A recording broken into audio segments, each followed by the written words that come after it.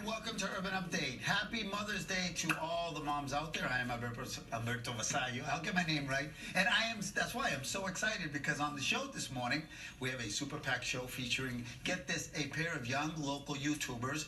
I think one is like 10, the other one's 8 years old. We'll also introduce you to a pair of high school Boston League debaters.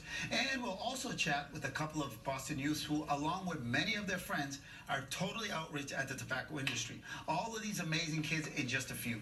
But up first, Project Hope, a multi-service agency known for focusing on assisting low-income women with children by providing access to education, jobs, housing, and emergency services. Now, many of the women and children that they serve have either experienced homelessness or are currently homeless.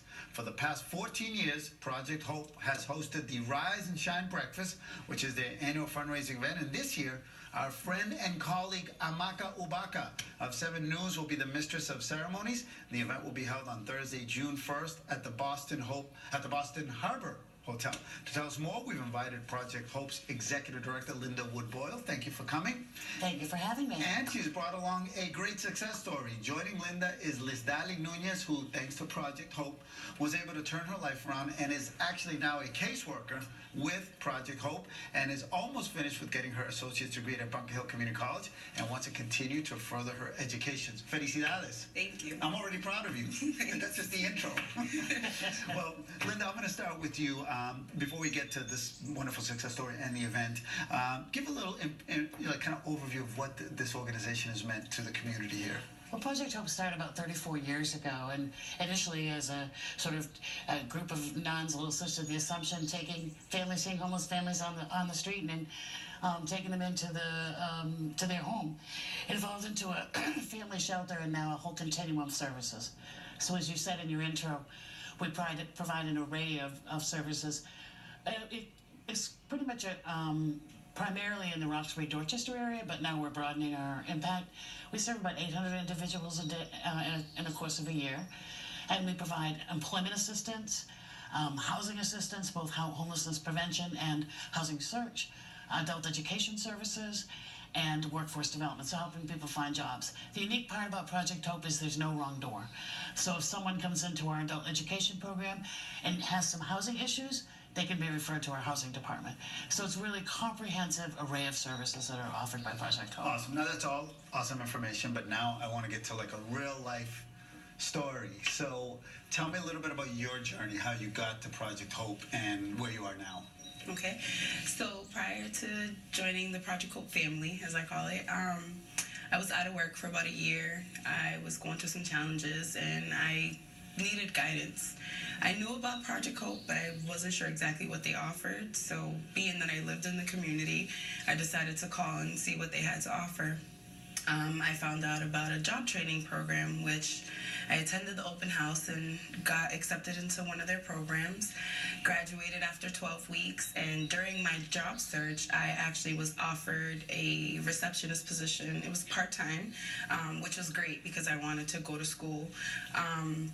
So I was working part-time and going to school, and it's 5 years later, and now I'm a case manager in the housing department, which was my goal when I started. That's an incredible story. So obviously, you tell people this really does work for It people. does. It changes people's lives? It does. It certainly, Project Hope saved my life. Like, really? I can honestly say that. Yeah, I was in a very bad place, and I didn't see any hope until I walked through those doors. And, you know, even during the job training process, they gave you all the tools. Like, there was no excuse why I couldn't be in class and ready to start the day, because they helped with anything that would get in the way of me not being there.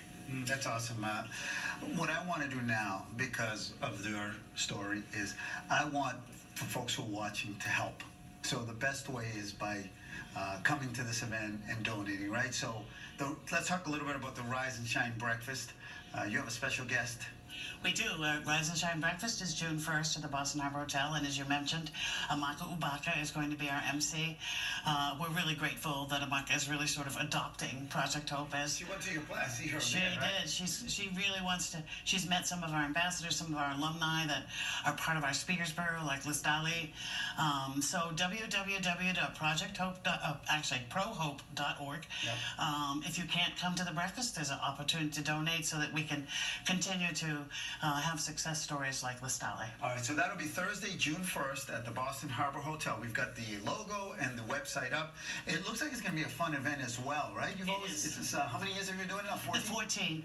Yeah, and it's very inspiring because there are probably 20, up to 20 women like Lisdaly who do short statements like I rise, because rise and shine. So it's I rise for my son. So you have these women who have graduated from the programs, who testify, who sit at the tables.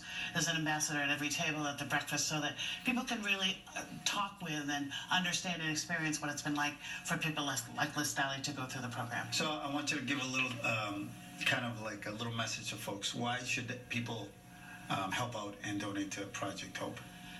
Because it's a great organization, and when people are falling apart because life just isn't so great, when they walk through our doors, they walk out with hope. And you're the living body. Congratulations. We're proud of you. Thank you so much. That's good. Puerto Rican? Yes. From Dudley? Yes. Good. Good for you. All right. I'm proud of her. I am too. Very proud of All right, her. I'm proud of you too. Thank you. No, you have to say you're proud of me too. I'm proud of you Okay, too. good. Now we can say the same. Thank you. Everybody's proud of everybody. Yes. All right. Thank you for coming by. Thank you so much for having All us. right, this was awesome. All right, don't move, because up next, we actually have some outraged youth because they're outraged because flavored tobacco products are targeting kids. We're going to find out who they are and when we come back right here on Urban Update.